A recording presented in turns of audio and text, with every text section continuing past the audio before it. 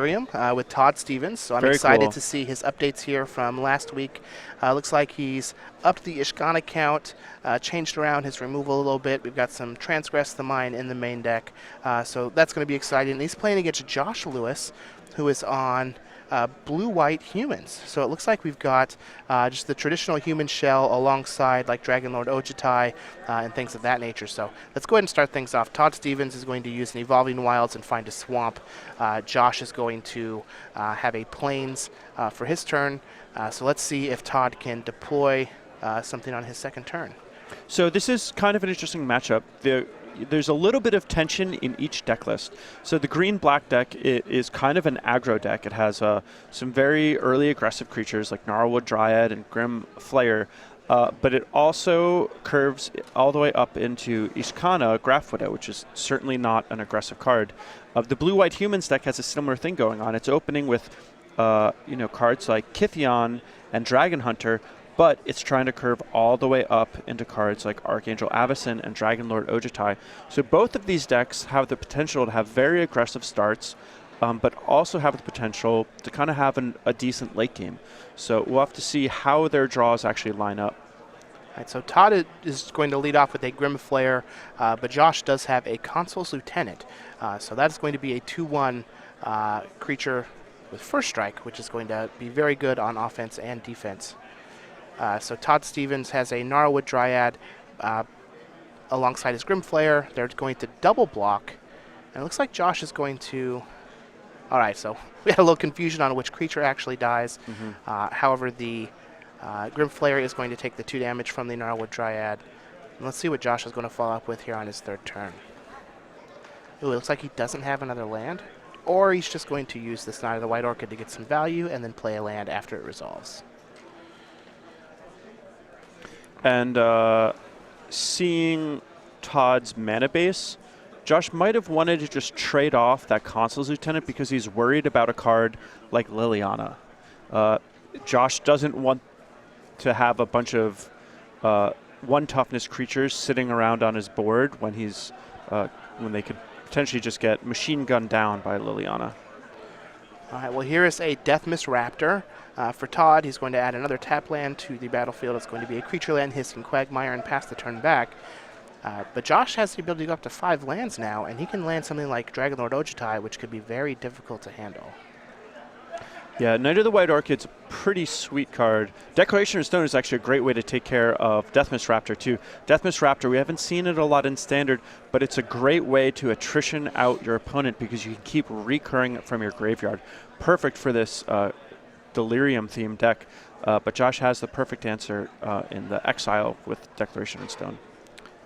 Josh also has an Always Watching to add to his battlefield that's going to make his Knight of the White Orchid a 3/3 First Strike with Vigilance. Pretty formidable body, so he's going to get in for 3 points of damage. Going to knock Todd down to 17. Todd's going to crack his clue to draw a card, and let's see what he can put together for this turn. So one thing also worth noting about this matchup is Todd Stevens has a lot of creatures that are fairly strong individually, but Josh has the much more synergistic deck. Todd has some removal that he can use to pick apart those pieces, but Josh has access to First Strike, which is very, very good in combat. And between Always Watching and Thalia's Lieutenant, Josh can build his team to be quite big.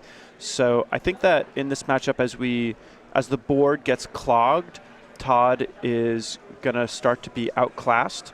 But if Todd can continually trade and use his removal spells effectively, that's when his side of the board is going to shine.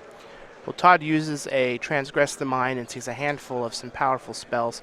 So, Reflector Mage and Always Watching and an Archangel Avacyn. I can't see what Todd selected because it's off the board, but I believe it was Archangel Avacyn. Another thing worth noting is Todd has no way to deal with flying outside of some removal spells and the 2 Ishkana. So Josh's flying threats are going to be very potent in this matchup. And this is a huge turn. Yeah, so it looks like Josh picked up a copy of Thalia's Lieutenant. So Reflector Mage is going to take care of the Gnarlwood Dryad back to Todd's hand. Lieutenant's going to put a +1/+1 counter on all of his creatures. And that Knight of the White Orchid is now a 4-power monster. Yeah, what's also notable about this is before, the two players were at parity, where Todd had a creature, Josh had a creature. But on Josh's turn, he deployed 2 creatures and bounced Todd's creature. So essentially, that turn was a 3-for-1. Or not a 3-for-1, but he just made it so he had 3 more things on the board. A lot of tempo for one. Yeah, a lot of tempo. That's what I'm inarticulately trying to say. All right, so Todd just has a morph and a pass the turn back. Wow. Josh is able to deploy a Thalia or a Thraben Inspector, which is going to grow his lieutenant, and then he's going to play another Always Watching. Todd will respond with a Grasp in Darkness to take care of that Knight of the White Orchid, but this Reflector Mage is going to be a 5 power. It's going to be a 5/6. Yeah, pretty big deal outside of Grasp in Darkness range. Todd will be able to get back the Grasp in Darkness and kill that Thalia before she gets, or Thalia's lieutenant, before she gets any bigger. But it looks like he's going to choose to play a bunch of blockers first. Well, Todd does have Delirium now, as he has a land, a creature, and instant and a sorcery in his graveyard. So Ishkana Graft Widow is going to bring along with it 3/1/2 Spider. So it's going to be 6 power and 11 toughness over 4 creatures, which allows him to do a lot in combat. But Josh having double Always Watching is pretty powerful. Yeah, and this is also a little dicey because this means that the Thalia's lieutenant is likely to grow out of Grasp in Darkness range, and potentially can get big enough to attack through the Ishkana. So we'll see what Josh has. Todd was able to put a deadweight onto the Reflector Mage, which is going to take it from a 5/6 down to a 3/4. Yeah, it's going to be a little easier to block. Much more manageable. Not really solving the problem, though. Well, if that morph creature that Todd has is a Den Protector, we might see a situation where Todd blocks in a way to kill off his Ishkana and then rebuys it. Josh is just going to use the Reflector Mage to bounce the Ishkana, though. This will allow him to potentially get some damage through on this turn, but in the next couple of turns, it is going to come back. And these green-black decks aren't really known for having many good sources of life gain. So I kind of like Josh's play, just using his Reflector Mage as essentially like a lava axe, where it's not really putting the head on card advantage in any meaningful way, but it is giving him a chance to just push a lot of damage. Yeah, so the Thraben Inspector is going to be a 3/4. The Thalia's Lieutenant is going to be a 5/5, and that Reflector Mage is going to be a 4/5. And despite Ishkana being a powerful card, it's a 3/4. Sorry. It is kind of getting a little outclassed by a bunch of 1, 2, and 3 mana spells. So. Well, I think that the cards that are making the biggest impact here on this board is Always Watching. Right. These are not only allowing Josh's creatures to play defense, which isn't particularly relevant in this situation, but is just growing them quite a bit. So you have all of these cheap 1 and 2 mana, 3 mana creatures, but Always Watching is what's turning them into a formidable battlefield. Right. And this is most certainly why I said Josh's advantage is in the synergies of having a lot of his permanents on the board at once, and Todd Stevens' strength is more just having individually powerful cards, some removal spells to try to pick apart Josh's resources. Todd wants to condense the game down so that each player is operating with fewer pieces, and Josh wants the game to develop in a way where each player has access to a lot of stuff on the board. Todd does have a Gnarlwood Dryad, so that is a 3/3 Death Touch creature, so he will be able to trade that with one of Josh's attackers. And if that morph isn't a Den Protector, it could just be another Deathmas Raptor, which Todd has the ability to unmorph it. So that could give him 2 Death Touch creatures, trade off a little bit in combat, and then redeploy his Ishkana. Yeah, what's a little tricky is the 3/2 Den Protector is a body that's not really worth anything, which is a little unfortunate. Yeah, so it looks like Todd is down to 2. He took a bunch of damage last turn. Josh is attacking with only 2 creatures, it seems. Yeah, a little surprised. I would have preferred to just attack with everything. It is a Den Protector, so Todd's going to be able to unmorph it and get back a Grasp in Darkness. This is going to allow him to set up some blocks and utilize that Grasp in Darkness to kill off some of Josh's attackers. And these white decks aren't really known for having many instant speed combat tricks or removal spells. So Todd is basically free to just line things up however he sees fit. All right, so Todd is going to block with a Den Protector and a Spider on the Thraben Inspector, which will kill off the Den Protector, leave a Spider around. And we see kind of like a complicated set of trades. So the Den Protector was able to get back a Grasp of Darkness to kill a creature, but that Grasp of Darkness needed to be combined with a Deadweight in order to kill it. So and a block from a Spider. Right. And that Reflector Mage got to bounce something when it came into play. So, you know, in a matchup like this, it can be really tricky to keep track of who's actually getting more value off of things. Yeah. Now, Todd is able to reload with another Ishkana, or with the same Ishkana yet again, bringing some more Spiders along, and then traverse the Ulvenwald to go find another Den Protector. So if this game goes to a point where Josh isn't able to continue to put pressure on Todd, where he has to trade off these Spiders, we might just see some Ishkana activations to turn this game around. Yeah, that is most certainly true. One thing that, probably one of the best things that Josh could do is just find an Avacyn and start attacking with all of his creatures. Because if the Avacyn ever flipped, it would kill Todd. Declaration in Stone could be pretty good for Josh here as well. Yep. He does have a Thalia's Lieutenant to deploy. That's going to grow his Inspector and his Reflector Mage up quite a bit more. Todd does find his 7th land here now, so he can activate 4/5, so he can drain for 6 now with this Ishkana. But here we have Liliana. Well, it's not a drain, right? It only makes the other player lose life. Todd doesn't gain life off the Ishkana activation, right? I do believe it's a drain, but we can pull it up to double check. Yeah, because that would certainly be loud. This is one of the highlights. Okay, so it's each so opponent it is loses. just a loss of So life. Todd isn't going to be able to buffer his life total, but that Liliana is great because it's going to be able to kind of do something in a board stall, which is quite important. You know, comes down this turn, just reduces the power and toughness Josh has access to, but afterwards it can start recurring creatures, which is quite valuable. Especially when there's a Den Protector. You're able to continually reuse your Den Protector, which will let you get back like the Grasp in Darkness. Or if Todd is able to find something like Murder or Ruinous Path, he just has, you know, this steady flowing stream of removal that he's able to use to take care of Josh's threats. Yeah.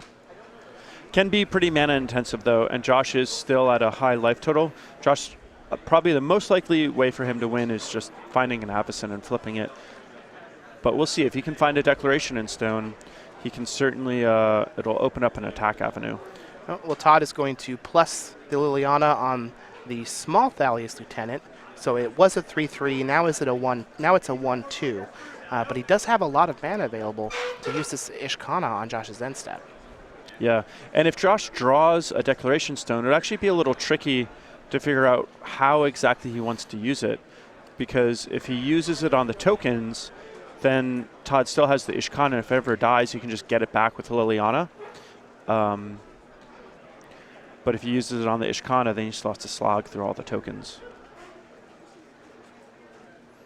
All right, good guy Todd is going to remind Josh that he also gets a counter on that Thalia's Lieutenant. This is a little confusing since they turned it around to signify that it had been targeted by Liliana.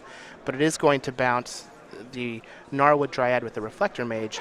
And Josh is going to get in for some damage here. He's attacking with an 8/8 Thalia's Lieutenant and a 5/6 Reflector Mage. Todd's going to activate his Hissing Quagmire here, though. Oh, that's going to give him a Death Touch blocker to put in front of the Thalia's Lieutenant.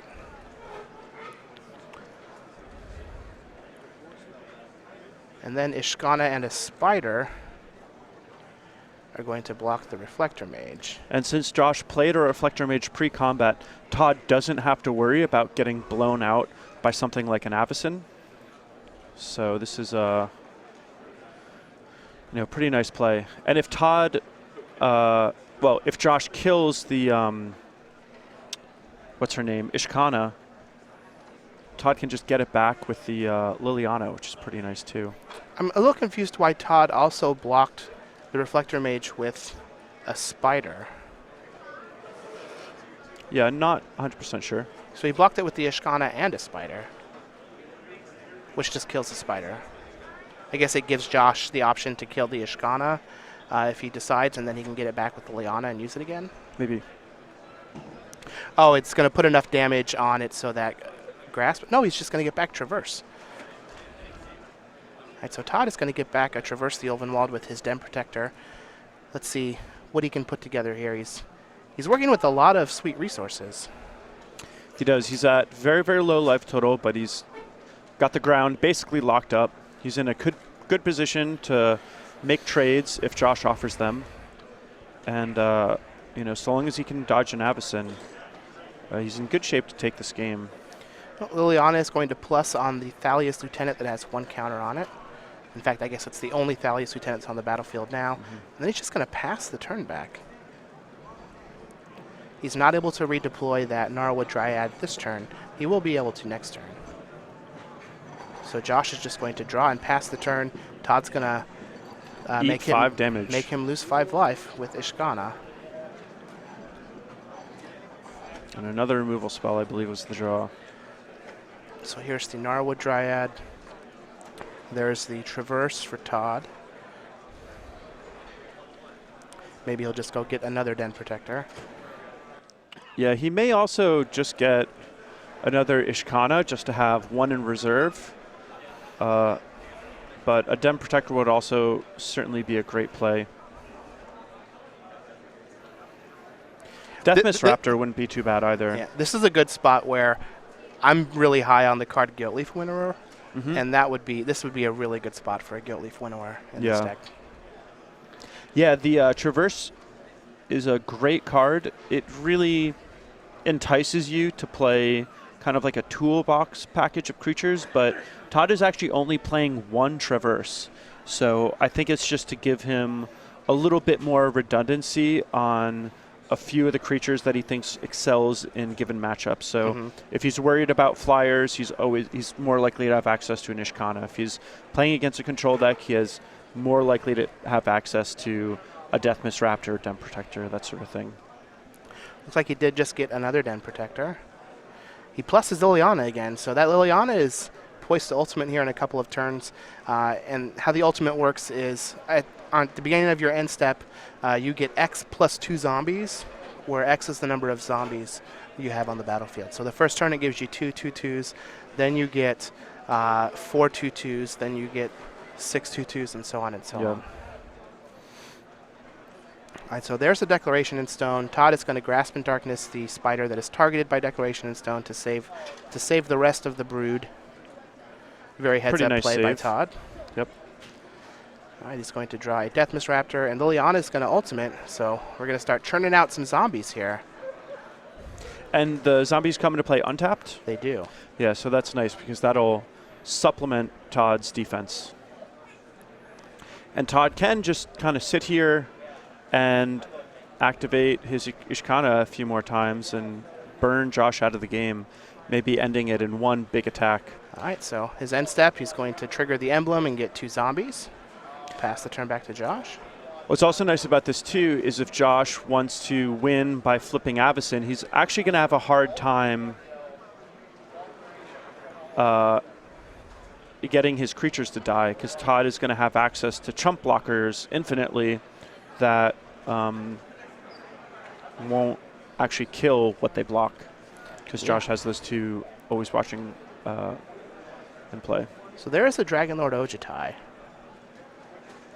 This is going to give Josh an attacker, but Todd is just going to be able to cash in some of those 1/1s. Yeah, it will eat away his board on the ground, though. If Josh is able to find like another Declaration in Stone, things could get a little dicey for Todd. Yeah, he does just need a few more turns here, because next turn he'll go up to he'll get 4 and go up to 6 zombies, and the turn after that he'll get 8 and go up to 14 zombies, and then I'm pretty sure that Josh will be dead after that. Yeah. So there are 4 zombies, going to bring him up to 6 total. You know, it'd be really good in this situation is a Tragic Arrogance. Yeah. That would just be game. Or even another Declaration in Stone. I believe Josh has used 2 of them so far. Well, Tragic Arrogance, you wouldn't have to worry about a potential Grasp of Darkness or some other instant speed removal spell. Yeah. And it would just end the game on the spot, whereas Declaration Stone might take a turn or two. So I don't know if we got to witness a Liliana emblem last week. This might be Star City first? This might be an SCG Live first. Nice. All right, well, Reflector Mage is going to take care of one of the spiders. I'm a little surprised that Todd didn't just drain for 4 there in response. I think he might want to hold up removal spells as an option. Yeah, I think he might have a copy of Murder in his hand. Yeah. Also, I don't believe draining for 3 or 4 is a difference on the clock. So, but Todd is running out of creatures with reach. All right, well, Ishkana is going to hit him for 3. It probably would have been good for Josh to just attack with everything, because those zombies kind of snowball. So it's kind of better to kill them earlier rather than later. So let's see here. If Todd attacks with everything here, 1, 2, 3, 4, so 5 blockers. 1, 2, 3, 4, 5. He's also so has there's the land. Yeah, and the land, so there's 11 damage we'll get through right now if Josh has nothing. I mean, I think this might be a situation where Todd just fires up that Hissing Quagmire and attacks with everything. Yeah, and this is definitely why I think Josh probably should have attacked with everything on the previous turn. Oh, he even has 2 Hissing Quagmires. Oh, wow.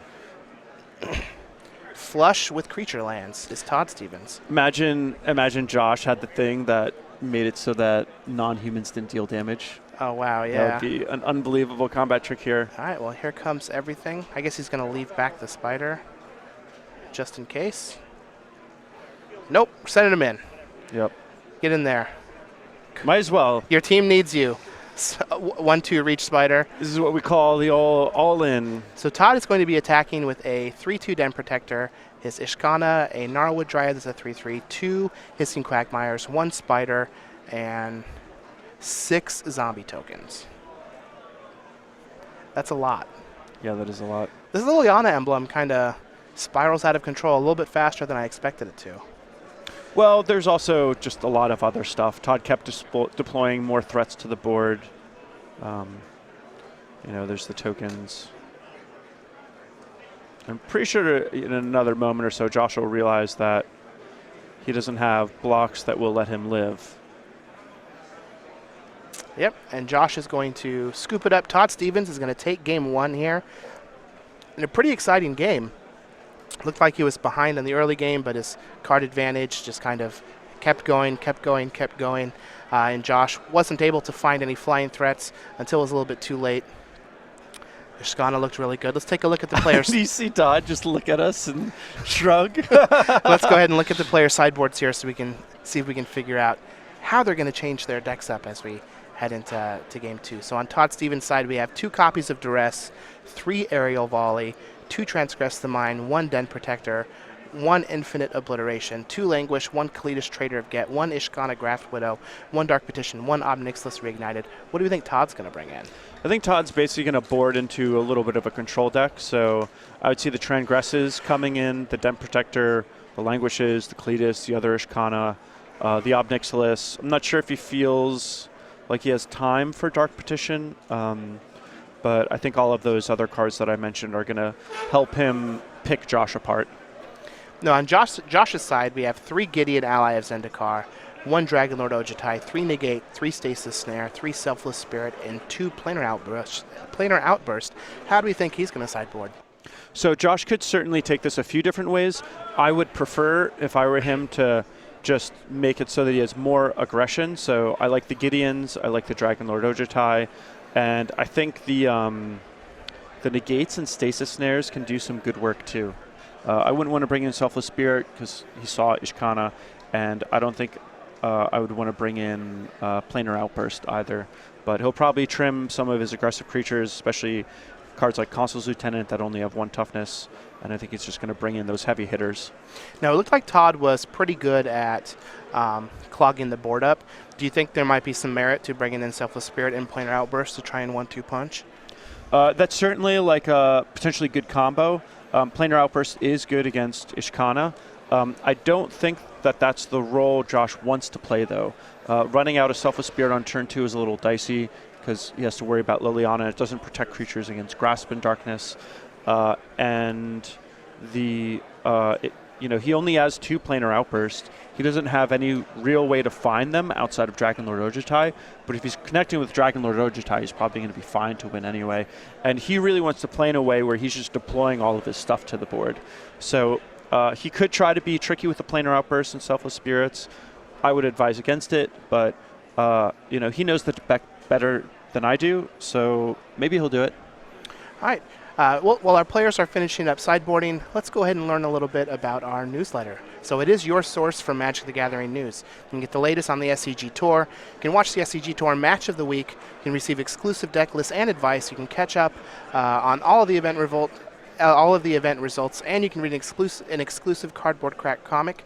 Sign up absolutely for free. go.starcitygames.com/newsletter. I believe you actually wrote for the newsletter at one point, too. I believe you actually wrote for the newsletter at one point, too. I suppose I did. Looks like our players are getting ready to go here. I believe Josh is on 6. It's all right. Don't need 7 cards anyway. Nah. The first mulligan is free. After that, you get a scry. Yeah, as soon as you get down to 5, you've got to start worrying. Well, Josh is going to lead off. He's got a couple lands here. Todd's going to find a forest with his Evolving Wilds and then pass the turn back.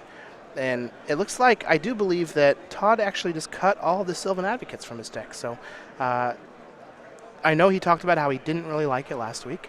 So I'm interested to see just how this deck continues to evolve without Sylvan Advocate. Yeah, he has a theme. He has a Delirium theme.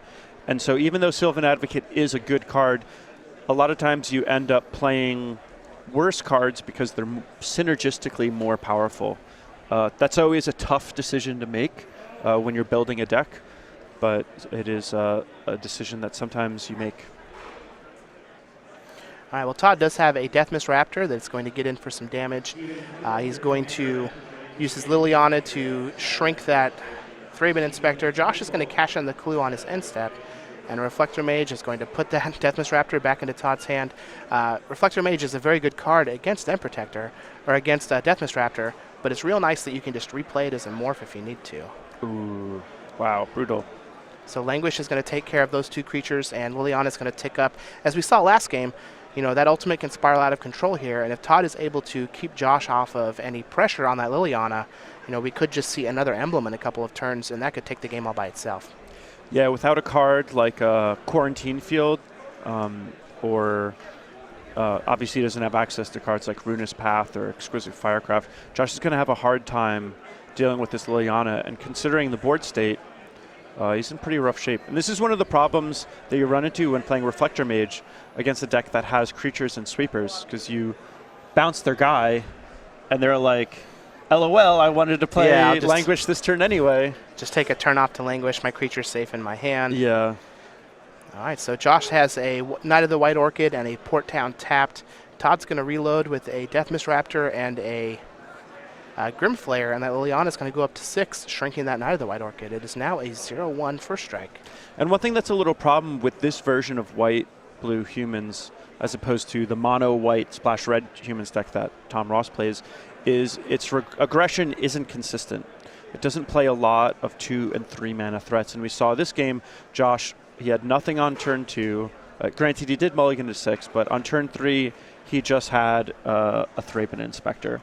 And that is just not a good way to start the game. So these consistency issues are real.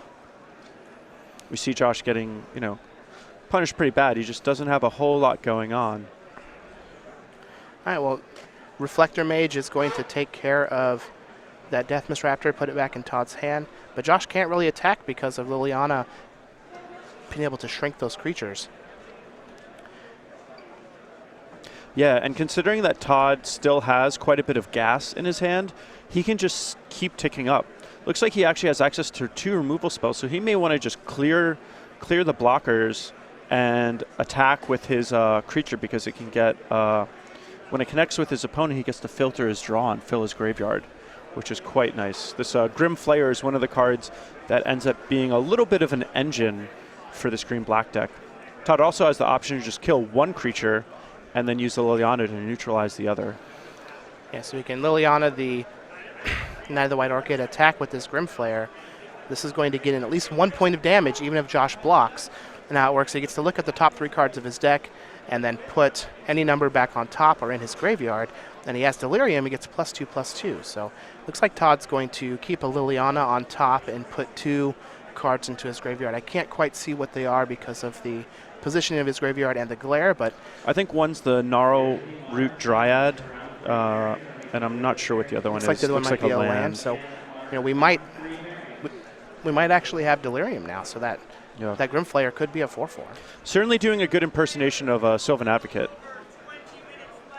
All right, well, Always Watching is going to come in and make his Knight of the White Orchid actually have 1 power, so he can stop Todd from being able to ultimate this Liliana, unless Todd has something here. It looks like we're going to get a Hissing Quagmire activation. Do we have a Stasis Snare or something from Josh? Josh might have just missed this, and looks like he did. Quite unfortunate for him. He does not, so Quagmire is going to block. We're going to have a Declaration in Stone. It's going to take care of that. Grimflares, that's an immediate threat.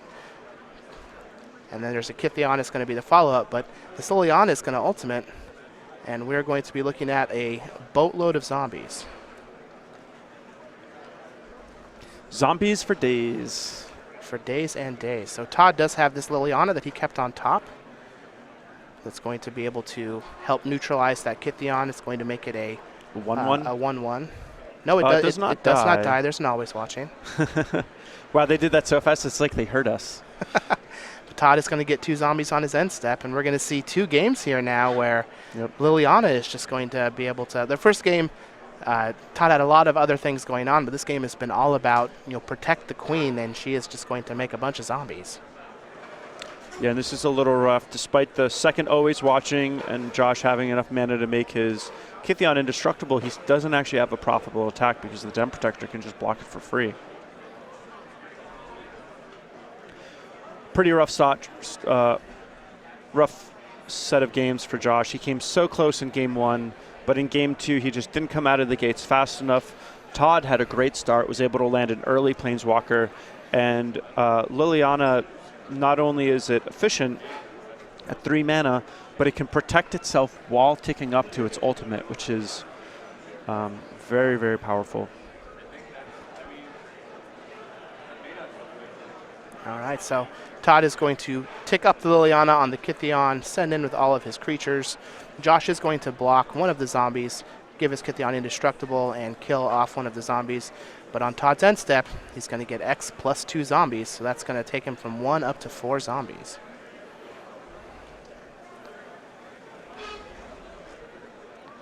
Josh is going to take his turn. Now he needs something like a Declaration in Stone here in tandem with some way to try and pressure that Liliana. Yeah, I think honestly the thing he needs is just an Ojutai. Right. Ojutai would allow him to kill the Planeswalker, pressure Todd Stevens' life total, and also give Josh more fuel so that he can deal with all these zombie tokens and just all the other stuff that Todd plays. If Josh is just drawing and casting 1 card a turn for the rest of this game, there's no way he's ever going to get any traction. He's got to get to a point where he's drawing and casting 2 spells a turn. All right. Well, Josh is going to Declaration in Stone those zombies, decline to attack with his Kytheon, and pass the turn back to Todd. He did not flip that Morph up, so it's likely a Death Misraptor and not a Den Protector.